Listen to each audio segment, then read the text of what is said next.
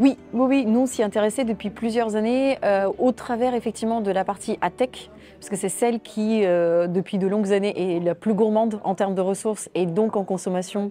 Et c'est celle qui a effectivement des effets sur l'environnement très importants. Mais également aussi sur tout le côté achat programmatique qui est du coup la spécialité de mon équipe de traders, puisqu'on s'est rendu compte de la gourmandise, comme tu le disais, que ce soit en électricité, en empreinte carbone, de la publicité digitale au global. Donc ça fait plusieurs années, déjà plus de 2 ans, où on s'occupe effectivement du côté pur achat programmatique et empreinte carbone, mais depuis 5-6 ans, une prise de conscience sur la durabilité.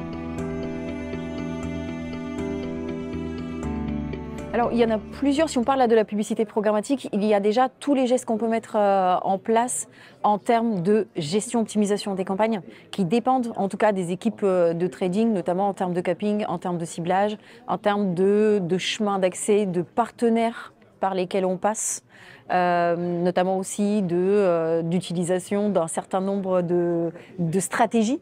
On sait qu'il y a des stratégies qui sont très gourmandes, comme les stratégies de retargeting. Quand elles sont utilisées à outrance, elles peuvent avoir des effets très négatifs. Appliquer aussi des cappings sur chaque stratégie, des cappings unifiés, travailler sur des audiences qualifiées. Donc ça, c'est vraiment des éco-gestes, disons, simples et évidents qu'on peut mettre en place et qu'on peut gérer. Après, on travaille aussi en collaboration avec tous nos clients pour sensibiliser à ces éco-gestes. On mesure l'empreinte carbone et on essaye de leur communiquer ces informations-là, plus des best practices en leur disant en faisant ça, on ne dégrade pas la qualité des images, on ne dégrade pas la qualité des créas, mais on a la possibilité de gagner en empreinte carbone, ou en faisant ce type de campagne avec des KPI adaptés à la campagne, des objectifs adaptés, les KPI objectifs, donc alignés objectifs KPI de la campagne. Ça, c'est des choses qu'on met déjà en place.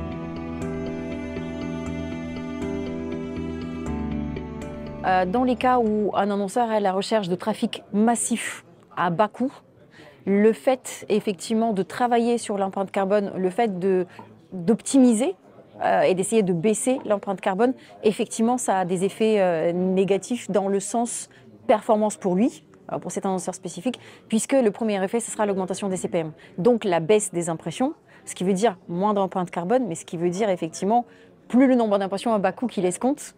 Et ça, c'est des pratiques que nous, on essaye alors je ne vais pas dire d'éradiquer, mais on essaye en tout cas d'éduquer nos annonceurs sur ce type de pratique et sur l'effet que ça peut avoir, et sur l'écosystème et sur l'empreinte carbone. Mais oui, ça peut arriver.